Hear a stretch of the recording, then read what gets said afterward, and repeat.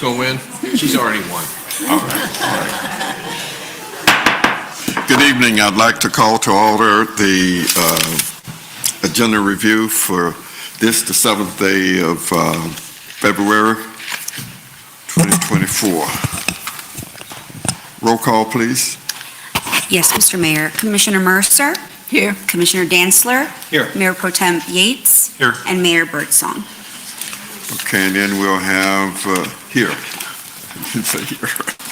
We have an invocation and a pledge of allegiance. And these presentations, we'll do them on Monday night. Is that correct? Yes, sir. All right. So then the minutes. 4 sets of minutes.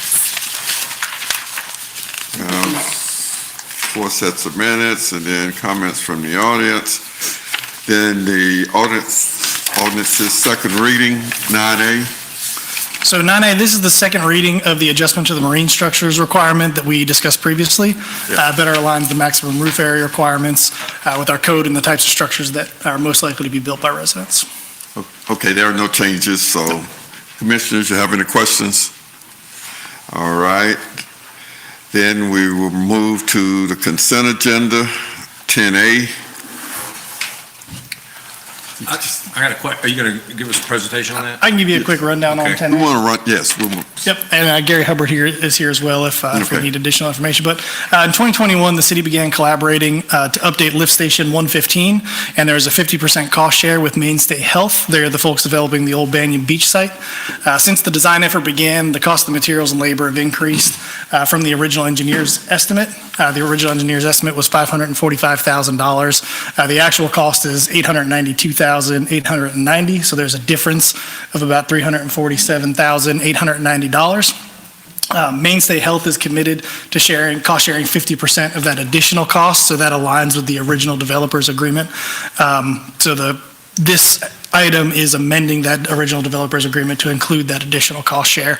So the city's additional share would be $173,945. I got a question. It doesn't say why they stopped 4 years ago. What was the reason they stopped the development? Was it our fault, or what was the reasoning on that? Eric might be able to speak to that, yeah. Yeah, I mean, we don't have a clear reason for why they stopped. They did commence construction. They have approved plans. They have pulled permits. I did reach out to the developer several months ago, and they indicated that there were delays with the project, the lift station being one of them. It's my hope that if we get the lift station going, that the site development will commence shortly thereafter. I am happy to reach back out to the developer, though, and see if I can get some clear answers. I'm just trying to understand, help me understand. So the lift station is something that we own or we have to have. I'm trying to understand why we're on the hook for something that, if it was our fault 4 years ago, because costs have gone up considerably, I get that. And I feel sorry for the development or the developer, but why are we on the hook for a cause that they may have stopped? Gary, can you speak to that? And what reason can you give me to make me feel comfortable saying that this is a good deal for us to do this? Good evening, Mr. Mayor, Commissioners. So this lift station will not only receive flow from this new development, but from existing development in the area. So with all projects where we have developers come in, we try to treat them fairly and cost share where we have, existing conditions like this where we have a commitment for the existing needs of the system. So that was the justification for cost share with a developer. And I mean, that was 4 years ago, and prices have almost doubled. So it seems like we're on the hook for something that they've done, or am I seeing that the wrong way? Can I maybe explain a little bit better to you? A development is only pretty much responsible for their development. He's saying that there's additional developments around there that will be using that facility too. So it's either the city's responsibility to pick that up, that I guess you'd say capacity. There, you're not going to make someone build a lot larger than their in capacity than what their development will use. It's the city's lift station at the end of the day, and ultimately it needs to be upgraded because it serves people other than just that development. So they're sharing in a portion of that improvement. But I think what Commissioner Dantzler's point is if this would have been on schedule and on time 3-4 years ago, we wouldn't have this price increase. That's exactly what I'm saying. And to Tracy's point, if they weren't doing this if they weren't doing this development, we wouldn't have to spend anything. So the fact that it improved, unless you're telling me it needs to be done regardless, that's what I'm Yeah, getting for. the station is quite old and antiquated, so yeah, we were going to have to replace that station at some point. It was in our plans to do so, and it just worked conveniently with the development. But I understand what you're saying, should we foot the additional because of the time delay? I'm not so sure we should. That's what my point is. I understand your point. Another thing too, their permits, like for water and sewer, I know we're good for 5 years. So they're probably trying to get in under that too, so. And what if they don't go through with it and they come back 5 years, we're going to pay another overage, you know what I mean? It's like, seems like we're just like the bank here, the ATM, we're going to give them half of whatever it costs whenever they do it. We're going to have to do something with that station, so I think it is a benefit to the city. Now, would we have preferred that it happened 4 years ago? Yes, definitely. But we were going to have to do something with that station anyways. Well, who pushes back on how much we pay and how much they pay? Is that just that they come in and say this is what we'll do, or did we have a negotiation, or trying to understand how these numbers, because it just seems to me like it's a little skewed. So the initial agreement was for 50% of the total cost. And I think that they had come back and they had looked for the city to carry a bigger share of that. And I think the city team And we pushed got back to back on that. 50%. And we Which don't was know in line why with they the original stopped agreement. 4 years ago. No, sir. You think we can find that out by Monday? Or do you Yeah, think- we can look into some of that and try to get you, we can try. Okay, I would like to. We can reach out and make contact and try and dig into that with them. We'll try to get you some answers before the meeting on Monday. Well, thank you, because I'm just a little uncomfortable with this one, that's all, so, thank you. And I'd like to understand too, in that is the delay in 4 years, property values are now higher. So are they going to stand to make more money off of whatever they were trying to do in the first place? And that's where the rub is. Well, it's planned to be an assisted living facility, so I'm not sure, how much additional they might make off the property. But we can reach out to them and we'll try to dig into that and have some answers for you. Okay. 10B, I'm going to ask Julie Adams to present item 10B, our Parks and Recreation and Culture Director. Good evening, Mayor and Commissioners. The award of the swim team program management to the Blue Marlins Aquatic Club, we had our previous contract end with our previous service provider, and we went through the RFQ process, evaluated those. We had the PSC, and the choice is the Blue Marlins Aquatic Club. So the recommendation tonight is to approve the choice that was made by the Professional Services Committee, and that was members of our Parks, Recreation, and Culture team, a member of the community who is an avid swimmer, and Commissioner Dantzler sat on that as well as a liaison. Happy to answer any questions about that if you have them. any questions? I've got one. I will tell my fellow commissioners, I sat in on that. It was a really good discussion we had, changing horses out there at the pool. It was very, very respectful. Everybody, a lot of speakers, and it was a good thing. Did you ever get to the bottom of getting the equipment back from the former club? We have reached out to them. Adam, our aquatic supervisor, is here with us tonight to provide any further clarification, but we have reached out a couple times to the previous board member from our previous partner. I will also elevate that request as well to try and get something worked out as early as this morning, right? There was attempted contact made to try and get that so that we can get the lane lines and the reels. What I would ask you to do is maybe update the city attorney on all this, because if we have to take legal action or something, because we shouldn't have to rebuy all that equipment new again. So that, just to be clear, that equipment did belong to that club, that team. That was not city equipment.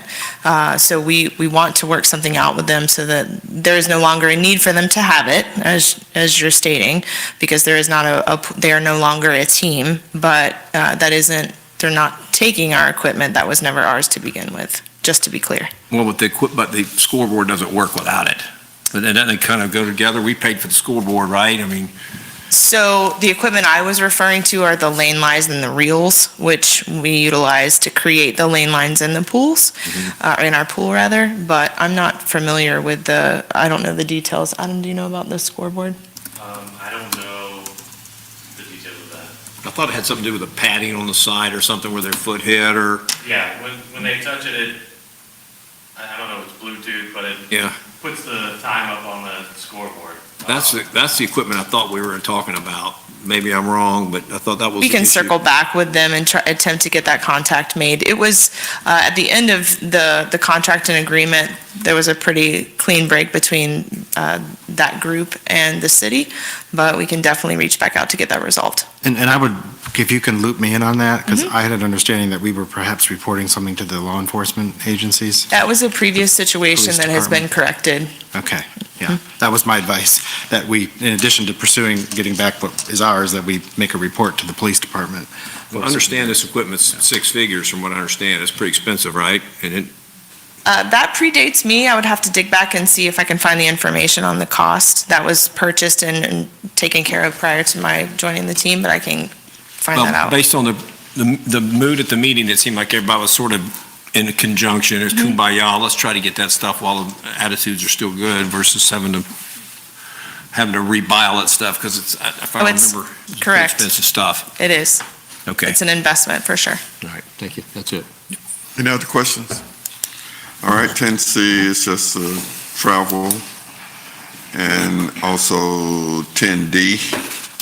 10E, Yep, so this is, if you guys remember the conversation we had in Tallahassee related to reasonable assurance plans. So the Lake Idle is one of the impaired lakes in our area, and because of that impairment, FDEP would look at putting in place what's called a TMDL, and that would require the city to take certain actions on that lake.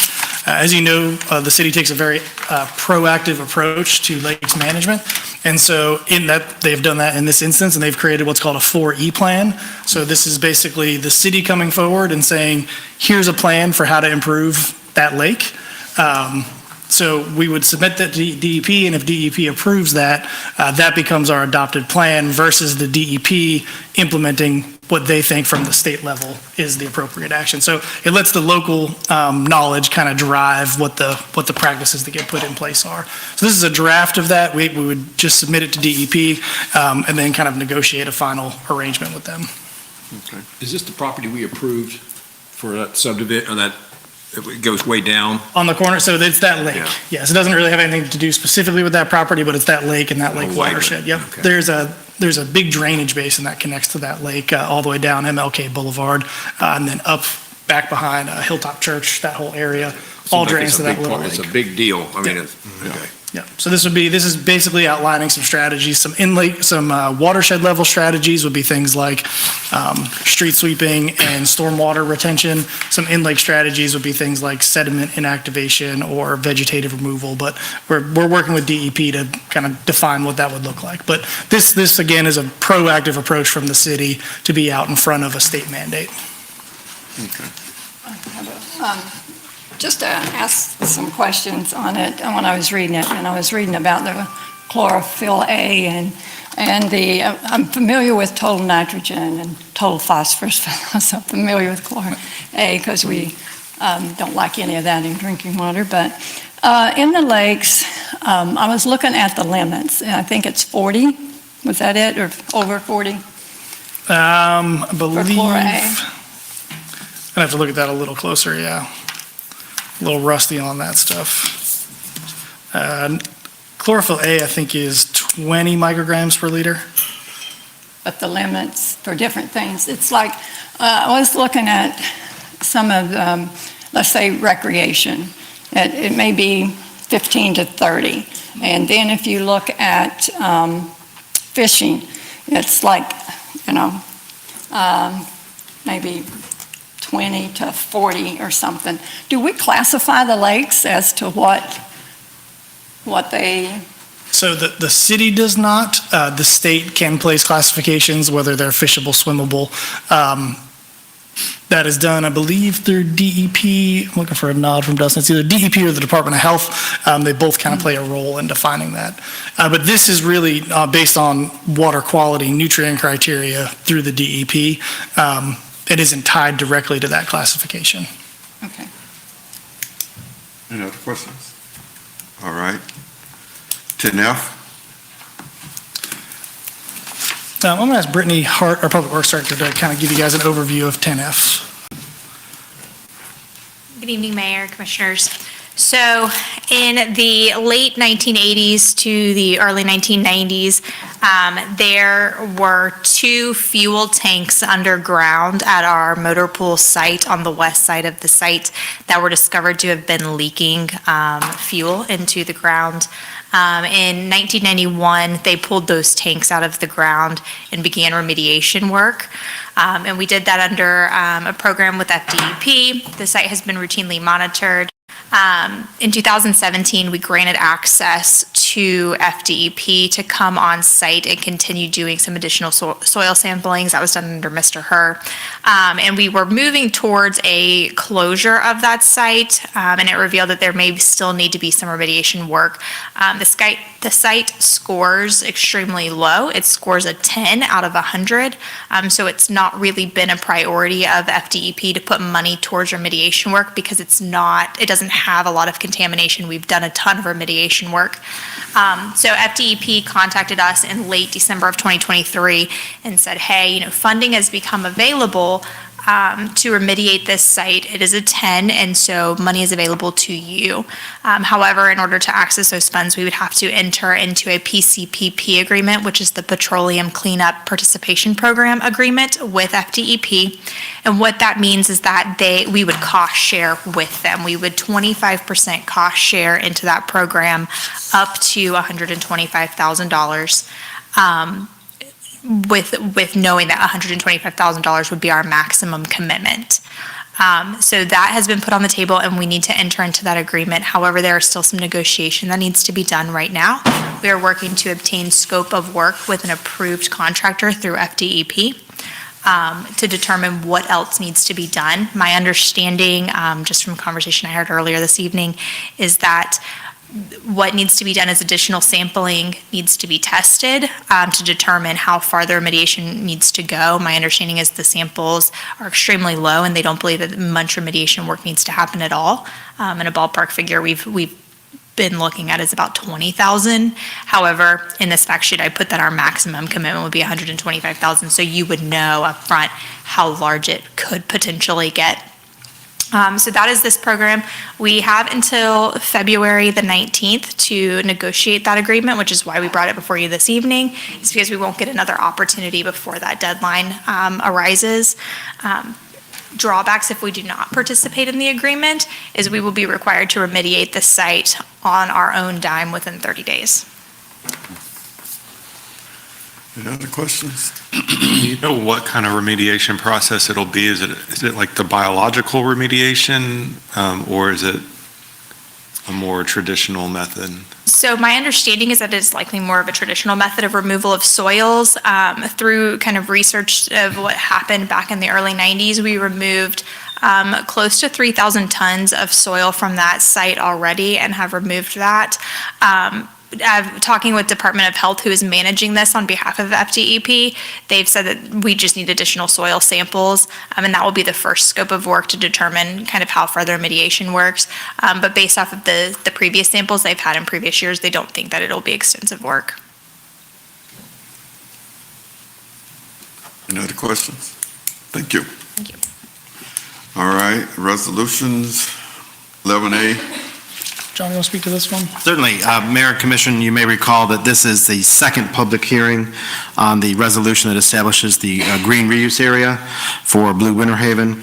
We had a public hearing at our last meeting in January, and this is the second required public hearing under the Florida statutes that govern the designations of this area. This is based on an application submitted by the developer back in February, a year ago, roughly. And once this happens, they will then be eligible for, potential brownfield area incentives and other reimbursements, which presumably will facilitate the further development of this site. Any questions? Mr. Mayor. Go ahead. John, or maybe MJ, what's the difference between a brownfield and a greenfield? What's that about? I think, Can you speak to that? I think that they're synonymous somewhat. I think a brownfield designation is the overall designation, and then a green reuse area is statutory nomenclature that suggests that there may be, an overall,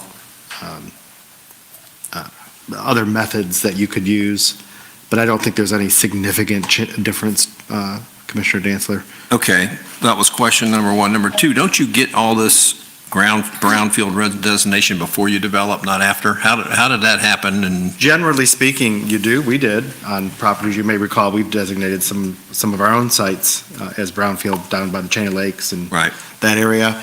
But in this instance, during the process of their development, they discovered after they had closed that they had had some areas that needed further remediation, and they met the statutory criteria be eligible for this particular designation.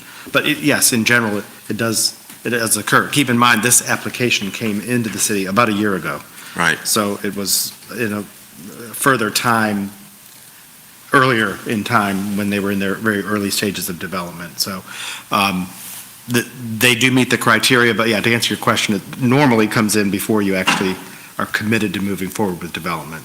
In this case, that the development is moving forward, but this is something that they are allowed to do under the statute. So if this comes out to be a brownfield, or if it is, to me, I thought a brownfield, like, for example, I keep going back to the property on Taylor Priscilla owns there on 17, that's a big brownfield, and we were very limited on what we could do with the land. I remember them saying you can't tear up the dirt, you can just pave over the top of it, and there was some very strict criteria on what you do with brownfields or greenfields if they're the same thing. That's not the case here, or is this, has nothing to do with the land that's already developed? So in that instance, when you define a brownfield, there are very specific criteria based on the specific site conditions. So that site that you're referencing has some very specific site conditions that require very specific remediation. These are a little more general. From what I understand, it was, use as old agricultural property and some of the impacts from that and some of the cleanup they did in the process, and they'd seek funding to offset some of that cleanup cost. Is funding coming from us or from the feds? Or from the state and or possibly pass-through funds from the federal. Yeah, and just to follow up what MJ has said, this, based on the application, is because this used to be a grove and had agricultural uses for many years. They used to use pesticides and other types of things. And so these are really not considered to be recognized environmental conditions, which is an REC, which would be alerting to a landowner or to a prospective buyer. These are more business, and there's a term of art that's referred to, but they have found that they are, that because of the nature of the use, that there are certain conditions that may be applicable, that they could advantage themselves if they were able to have this designation and they could get. So there's not pollution on the land per se, there's not like a buried tank, or there's not some spill that we're trying to. Correct. They're just saying in the event that there is some sort of a chemical out there. Because of the historical use. And that would probably be the case with any orange grove. Sure. If it's long-term, they've probably sprayed it. So that's what this is in regards to. That's correct. Yeah, it's different than the Than what we had, Vigoro yeah. site where there is very specific contamination that needs to be remediated before any type of development can occur. When I read this, I'm like, uh-oh, because they've already developed a site. What if they've paved over some dirty land or something that. Yeah, they call this a business environmental risk. That's what I was looking for. And it's set forth pretty specifically in their application and in their letter. And they talk about, because of the actual historical use of the property, there may be actual contamination that they have to carefully manage during their redevelopment process. And so as a result of that, they're going to do that, but they have to incur some additional costs and expense, which they are then can get recouped. So we've got no skin in the game if we approve this. Pretty If much. there's any money coming back, it'll come through the Fed or from the states. Correct. Okay, Which is correct. That's the context in which is this being presented. thank you. Anyone else? 11B? 11B is pretty simply just accepting the Bradco property deed now that it has been recorded. All right, Successfully closed on December 15th. all right. 11C? 11C is reappointment of members of our Affordable Housing Advisory Committee. So the goal of this is to reappoint, most of the members' terms have expired, and so we'll be looking to reappoint most of those members effective January 1st, 2024. They have all submitted paperwork to be reappointed, so this is kind of just shoring up the membership we have within the AHAC as it exists today. There are also currently 4 vacancies on the board, which are being advertised, and once we have candidates for those positions, we'll bring those back to the commission at a later date. Okay, thank you. Any questions? On its first reading, 11A? Item 12A and 12B are companion items. Well, 11A, but I meant 12. You're all right. Items 12A and 12B are companion items, and I'm going to ask Eric Labby to speak on those. Sure. All right. Mayor, Commissioners, this is a request by Timothy Campbell. He's a petitioner to assign neighborhood, so 02405 deals with the future land use, and it is a request to assign neighborhood mixed-use hub land use to the property, to a recently annexed property. The parcel is located at the northwest corner of Cypress Gardens Boulevard and Lamplight Lane. It's total 2.16 acres. Surrounding uses, of course, include Cypress Gardens Boulevard to the south, a dental office and single family to the north, and a gas station and convenience store to the west. We have in your fact sheet the table showing that we have adequate capacity in all infrastructure elements. It is consistent with the zoning will be consistent with the requested future land use of Neighborhood Activity Center, consistent with the comprehensive plan. There is no direct financial impact to the city. The Planning Commission did hear this on January 2nd of this year and unanimously recommended approval. No members of the public spoke. And the next ordinance, the companion item 02406, is the companion zoning to assign C3 zoning to the property. Are there any questions? Yes. One. Eric, would you go to page 2 of 7 on our fact sheet, the infrastructure? I just want to ask a quick question on that chart you did. Yes, sir. And the chart's great, thank you for that, but explain to me what the vested demands mean exactly. What's the term? What's that mean? Those are projects that have already received, if it's a residential project, they have a plat approval, or if it's a commercial project, they have a site plan approval. So we take those projected capacities out of the mix. Out of the mix. Okay, so what I'm most concerned about is traffic. We're all hearing every day about traffic, and I look at the vested demands are 93 trips. Those are trips that we've already approved. It hasn't been developed yet. This potential development could create 241 trips and 231 trips. And it leaves us 906 trips left for Cypress Gardens Boulevard, or is that just on? For that segment of Cypress Gardens Boulevard, yes, sir. And that seems a lot or sufficient? I mean, it's. Very much so. It is, okay. 906 trips is a lot. It is, okay. Yes, sir. Okay, that's all I had, sir. One question, is the Tracy. commercial going to be on Cypress Gardens Boulevard? More on that corridor or on the corner there at Lamplight? Yeah, it's at the northwest corner of Cypress Gardens Boulevard and Lamplight. I would suspect, and of course, we don't have a site plan at this point, but I would suspect they would have one entrance off of Lamplight and probably a right in, right out off of Cypress Gardens Boulevard. Okay. Brian? So my question was along the same lines on the trip count. So what is the 93 trip? What development is that tied to? I don't know specifically which projects are in that vested calculation. Sean may have a recollection just off the top of his head, but it's basically projects that have already been approved. Right. So what is the corridor that you're, so what does that go from? Do you remember idea? where the segment of Cypress Gardens Boulevard goes? Cypress Gardens Road to US 27. Okay. So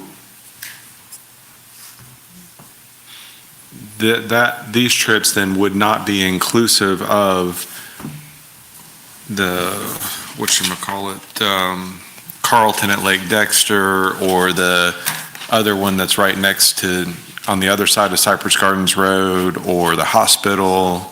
So Pros Apartments, they're in that segment, right? They're a percentage. Yeah. Trips, I would say. Yep, so they would be part of that 93, the Pros, because they have not received a CO yet, a certificate of occupancy. Portions of Carlton at Lake Dexter have received a CO. So as the COs get approved, which means the building is constructed and can be occupied, then we pull those trips out of the vested number and they become actual trips on the roadway. That's how the concurrency management spreadsheet works. Sounds like government accounting to I me. know, so is there a way to, like, I get there's this segment there, but shouldn't we be looking from Highway 27 to 6th Street? I mean, we shouldn't be looking at, Yeah, so it's a DOT road. right? And the county maintains the trip counts on county and state roads that are within our jurisdiction. They set the parameters for what a particular segment is. Okay, but my point is, the people that are setting these things are not in Winter Haven every day.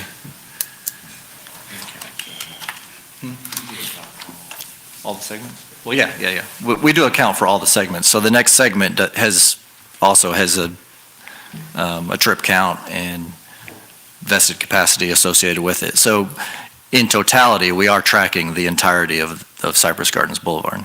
So one more question. So if there were 500 units that haven't been CO'd yet, but I'm just saying, if there were 500 units that haven't been CO'd yet, are those in this remaining capacity? Are those already deducted out of the remaining capacity, or are those still to come out of the remaining capacity once they get CO'd? If they have site plan approval or a plat approval, they are in the vested category. So we take them out, and it's no longer in the remaining capacity column. That's not remaining capacity because we've taken it out, right? So Everything basically that's along Cypress Gardens Boulevard is already out Now. of these numbers. Is that? correct. Okay, that's what I was, If they've got an approval to begin construction. which If they- everything's under construction right now, Right. so. Now, if it's a vacant piece of property and it's zoned commercial and we've not approved a site plan on it, that's not in these numbers. We'll evaluate concurrency when we get a site plan submitted from them. Which I don't think there's anything like Right. that left, right? I mean, what about the one at the corner of 27 and Cypress Gardens Boulevard? Would that be? That's got an expired site plan, I believe. Correct. That's an expired site plan, so they need to resubmit. So once it's expired, do you add those numbers back? They're available again. And so those numbers would be, so if that When that comes wasn't in, backed out, we could be at zero. when that comes in, we'll look at the capacity at that time and we'll tell them there either is or isn't capacity. And if there isn't, they can't build. I hate to be at zero when Target comes in, and now there's not enough spaces for Target to come in, and we'll be the worst people on the planet.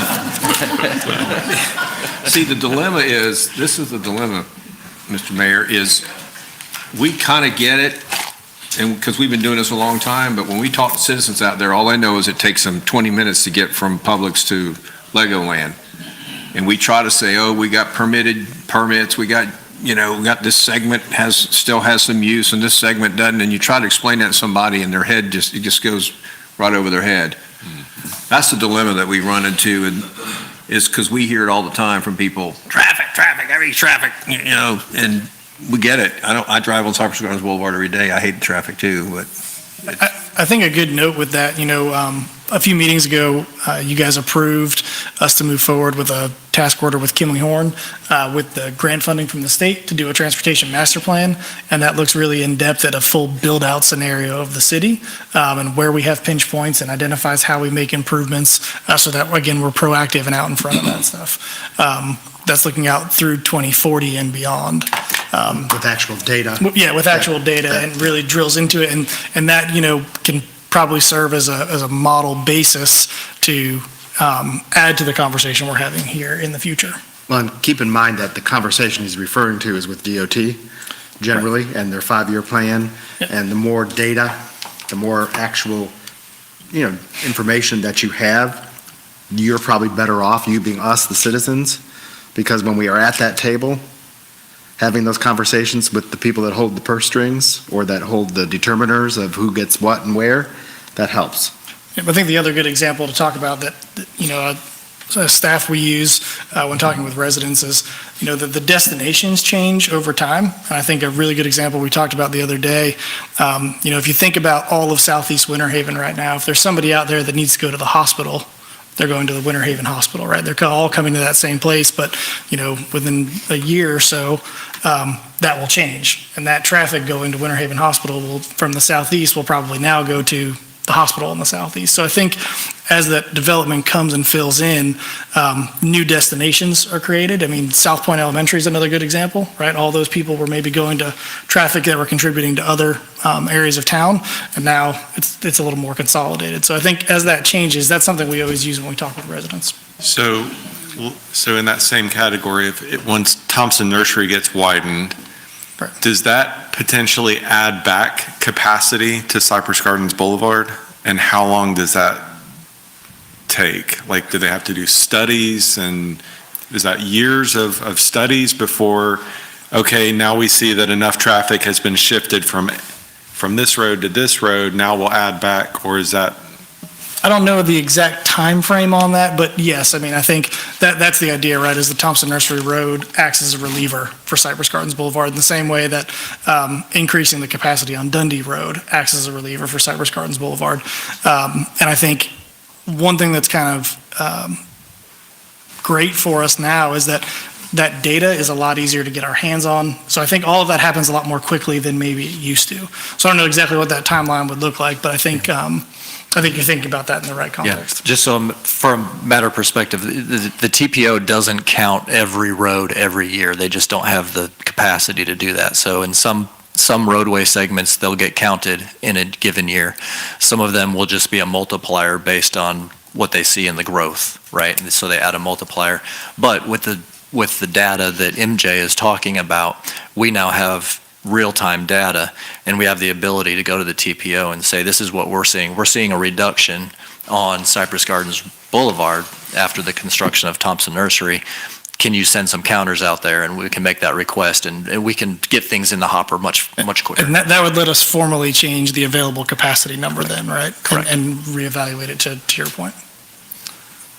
This is a dangerous question, but so could we also delay on going to the TPO with that information to say, let's take a step back here, and this is a way to kind of take a step back on development to say, yes, it's filled, there could be more, but we're going to take a step back here before we go to the TPO to readjust the roads. I mean, anytime we see that, there are complaints or constituents or problems, particularly accidents within any given roadway, we want to take a look at that. Well, I wasn't referring to And so- that. Yeah, I mean, Yeah. We've reshifted all of these roads. We're at 0 on Cypress Gardens Boulevard. Mhm. Are we in a hurry to get that off of 0 to get more development going, or are we? That's a nuanced question. And I and I don't know if we can We're give- going down the rabbit hole a little bit, but I was just. Because there are property rights and there are certain things that we have to take into account. So that's hard to give a real definitive answer to. That's a strategy. What likely would I guess what I'm asking, are we prohibited in following a strategy like that? No, what likely would happen, Commissioner Yates, which is set up in our code and in our growth management rules and regulations, is that if a developer comes in and he wants to develop a vacant piece of property and we tell them, what we have is zero capacity in our concurrency spreadsheet. You can't do that. They would likely go out and do a private traffic analysis on their own and to try to demonstrate if there really was capacity. That analysis would be reviewed by us, by TPO, by, if it's a DOT road, FDOT, and everybody would start looking at the road and say, do we really have capacity or not?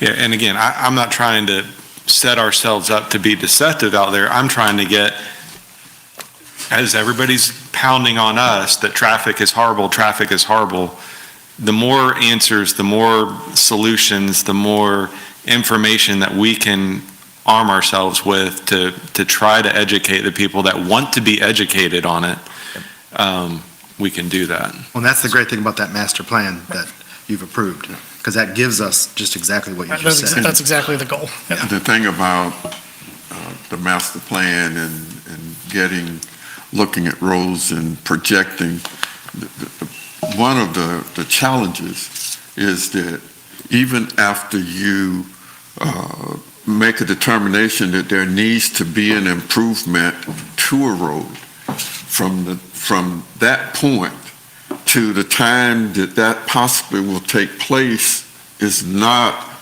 a small window. That's the problem. That's one of the major problems that not just in Winter Haven, but that we are facing in the state of Florida, especially in District 1, where the money that's being allocated is not being allocated to attack some of the problems that we have. It's being allocated to keep the roads that are in there. For instance, the DOT secretary says, I'm talking the state DOT secretary, comes to us and says to us, well, we've got several projects that are going to be moved out 1 year back in the 5-year plan because the money that we have has to go to the resurfacing and all of that stuff. And so basically, that's real. I'm just saying that's a real problem that we face. And so that transportation plan that we're doing, that's going to help us to move forward a lot faster and maybe get into the plans, because that's the problem, is that DOT, state only gives them so much money per district. And even though the 5-year plans, we have those in place saying what we want to spend, if you don't have the money,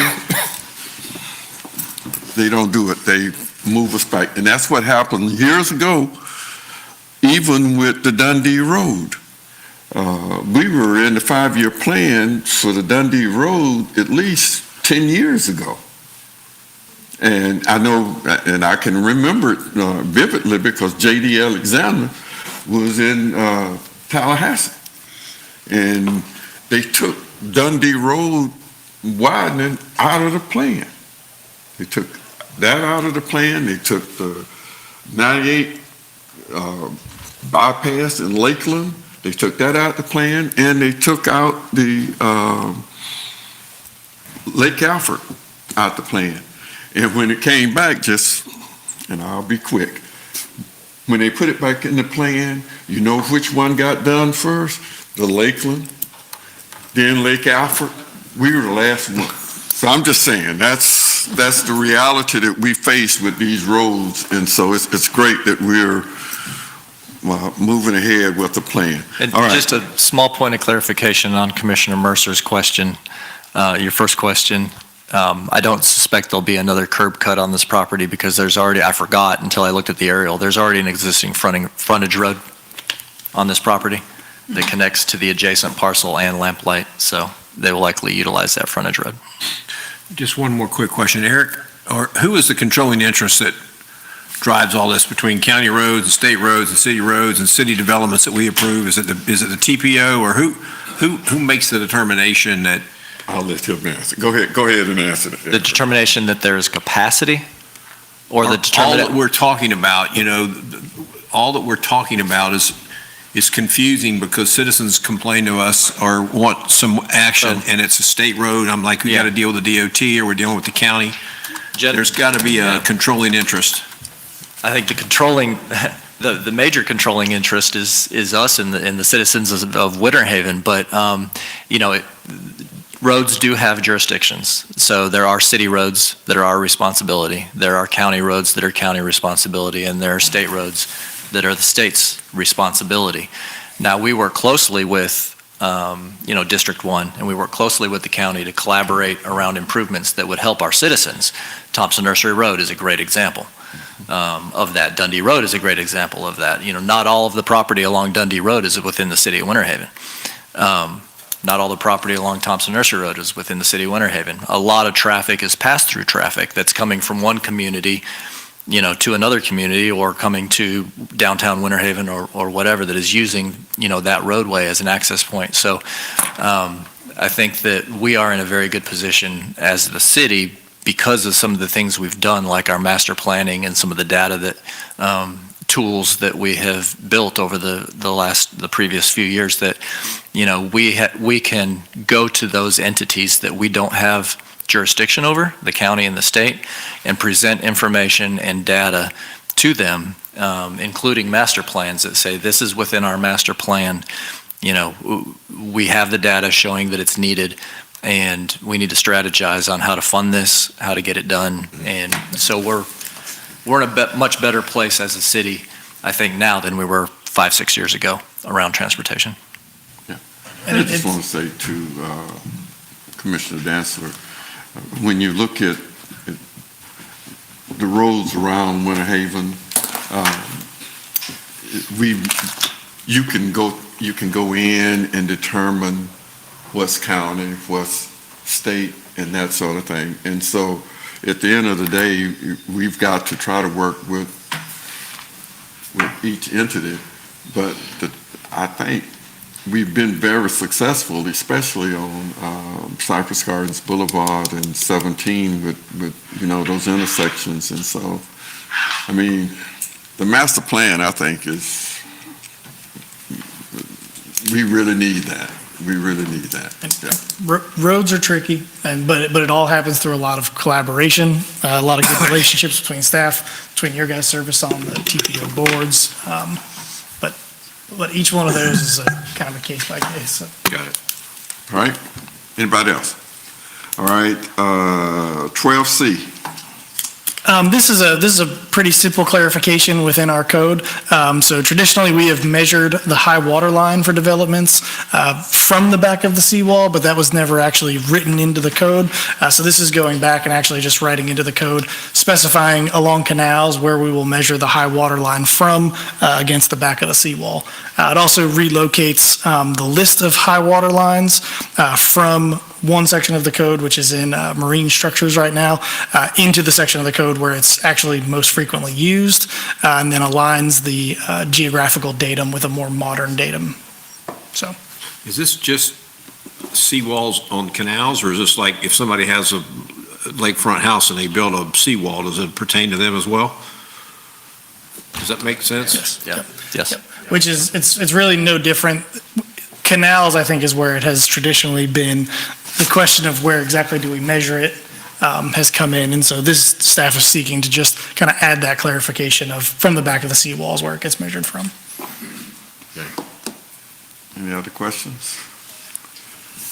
All right, then the only other thing that I see is liaison for RFQ for the professional services, and we'll do that on Monday. Mr. Mayor, Yes. I had a concern I wanted to bring up, and I think it probably qualifies under new business. Well, it's old business, but kind of new business. Okay. So Carlton at Lake Dexter had their ribbon cutting last week? Was it Yes. this week? It was last week. Last week. All the weeks blur together at this point. And they touted, all the fancy stuff, and it looks phenomenal. And they touted some of the rent specials that they had going on, and it's like $100 off a month for the year and reduced fees or whatever. I remember specifically on that project, and I think it was written into the PUD or that 10% of that project had to go to affordable housing. And I met with a family that actually reached out to them on that, and they got quoted 3-bedroom, $2,300 a month, and, any of the bedroom capacities were not anything close to what they could afford. So we implemented that, we put that strategy in place, they agreed to it. Now what? We will reach out to the owner-developer and strategize around how to implement that. I think that was a condition that carried over from the previous PUD that had been in place, I think since the early 2000s, that was on that site, and it carried over into the new PUD. The PUD didn't specifically identify a mechanism for how we would carry that out. They did indicate at the public hearing that they would have rents available that were within that HUD rent table. And so we will reach out to the owner-developer and strategize on how to actually implement that. If I'm not mistaken, it was Tim Campbell was the representing attorney for that project, and I see his name, on the agenda for other items. So I just, in the blink of an eye, these things will be rented up because they can rent them for higher amounts. So, and if there's not a mechanism or anybody knocking on their door to say, hey, you agreed to this, hold your feet to the fire and get it done, it's not going to happen. So I don't know if we can get an update on that come Monday, or if we could do it that fast. But I mean, they're actively leasing these things and selling them, they're actively leasing these units, and the time is now. And I think they've got to figure this out. I can reach out before Monday for sure. Whether or not we'll have a strategy outlined on how to implement that. Okay. Likely not by Monday, but. Well, hopefully you reach out and they say, yeah, this building right here is 10% of the project, and it's dedicated to what we agreed to. That's that's what I really want to hear. Not hearing that so far. Mr. Mayor, do you mind if I just want to say to that usually in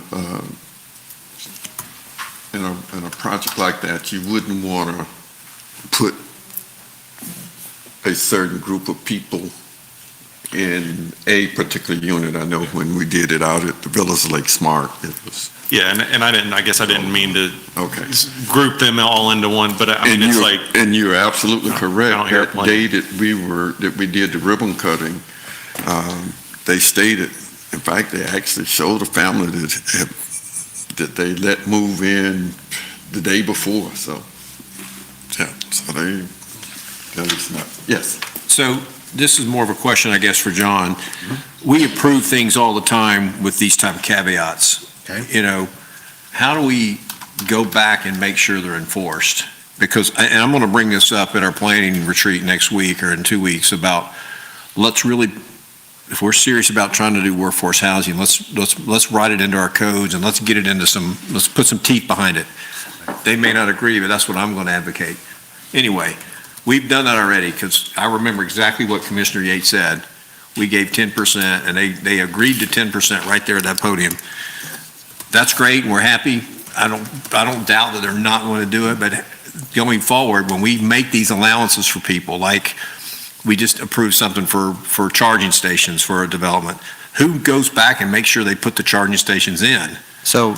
You know what I mean? Those kind of things. Yeah, so we inspect, once a property is developed, we inspect the property to make sure that they've put in everything that they were supposed to put in that was identified on the site plan, or a condition in the PUD zoning or something like that. If they don't, it is a code compliance issue, and they can be cited from code compliance. So that's us on a physical improvement like a Correct. charging station, but something like rents. That's a very More of unique a situation. challenge. Yeah, this condition is actually very unique. I think it's the only PUD that I'm aware of in the city that has this particular condition. Really? Yep, placed on it. Other affordable housing projects like Blue Sky, or there's or the Lake Smart Villas at Lake Smart project, they are all low-income tax credit projects that get funding from the state. And there is, that's all monitored, inspected annually by the state to ensure compliance and audited by HUD to ensure compliance. We as a city don't really have, the ability to do all that. So that's why I said we need to strategize with the owner But developer. you're confident that we have not approved any other developments with these caveats in it for workforce housing? Because I know we talk about it on every one of them, but maybe we don't actually approve it that way. At least I always bring it up. Now, we do have other pots of money that, like the SHIP fund, that is, used for income eligible, low-income individuals to either purchase a home or rehabilitate their home or do emergency repairs or disaster, assistance. So we help with workforce housing in that way. But, with regard to actually having the ability to provide enough funding for something like the Blue Sky project or the Villas at Lake Smart, Blue Sky received $20 million from the state and Right. and $2 million from Polk County in order to be able to provide those low rents. $460,000 from us. I know. In order to be able to provide those I get it low with rents. Blue Sky. That was the whole intent of that project, but I'm just a little, I'm just confused because I thought we'd approved other ones with this same caveat, but apparently we didn't, so. Well, and we've got a good mechanism, right? I mean, we have the Affordable Housing Trust Fund all set up. So obviously we can't really do it on the project that's already at hand, but the next one that rolls around and we are able to negotiate that commitment, if you don't do it, then you're putting $50,000 a unit into the Affordable Housing Trust Fund. Those are your options. And as these developers want to come in and build in our communities and grow our communities, they need to be good stewards. And part of that is providing a level of housing that's affordable, in my opinion. Well, and I think that's a very good potential strategy that we want to look at, is to, it's almost similar to a deed or fee in lieu. And, we have the Supplemental Affordable Housing Trust Fund, Ordinance 02159, that we all adopted, and that's a good, start to that. That allows us to contractually, with developers as they come in, to try to negotiate that. And I think probably would be some receptivity to it. Certainly, coming in on the front end is much better than having a contract in place than otherwise. The other thing I would point out, in Villas at Lake Smart, they have refinanced at least 3 times. Yes. And I'm familiar with that because they've asked for releases from the city from various things that we offered them back in the early days. And part of the review that I've made of that is they have very stringent HUD requirements. Yes. And I assure you, they have lots of professionals working on the refinancings, which are huge numbers, and very strictly enforced in terms of the number of units and so that I assume that's reflective of all of those types of housing units. The more of those we can get in Winter Haven, probably the better for us. And I'll add that I think, that's something that we're looking at much more in-depth than we have in the past. And Eric just added a member of staff to his team that has a lot of expertise in this realm. And I think even just in the last 3 days since he's been here, we've had some really creative conversations about different ways to try to, different strategies we might be able to implement to achieve what I think you guys are talking about. Well, and I think that the state is making it easier for the developers because they're waiving zoning requirements and allowing things to be put in wherever. And, that helps ultimately the end, live affordable. And, that's certainly our tools that we didn't have before. Yeah, and we've got some momentum in that area as a community as well. I would only add that, Blue Sky is going to be open, I believe, in March. Towards the end of March, they'll be open and done. And I've actively, within the last couple of weeks, spoken with 2 other affordable housing developers that utilize low-income housing tax credits that are looking at properties in the city of Winter Haven. Oh, good. You can be like Bruce and say, can't give us any names until, you know? You should just see the things we have coming. It's just not my news to share, I don't think. Yeah. If I tell you, I have to kill you. All right. Anybody else? I've got something else I want to just bring up real quick, just point of clarification. You know, we had that problem with our sewer and water plant that broke down. We had 2 of them went down at the same time. Is that all fixed now, or where are we with that? Are we at risk anymore, Gary, or We're good. all 3 are up and running, or just 2? We're all up and running. Okay, so crisis averted. And it was quick. It was quick. I didn't think it'd be this fast. It was quick, and there was a lot of creative thinking from Gary's team was and from quick. our contractor on that. Yes. Okay, just Anybody else?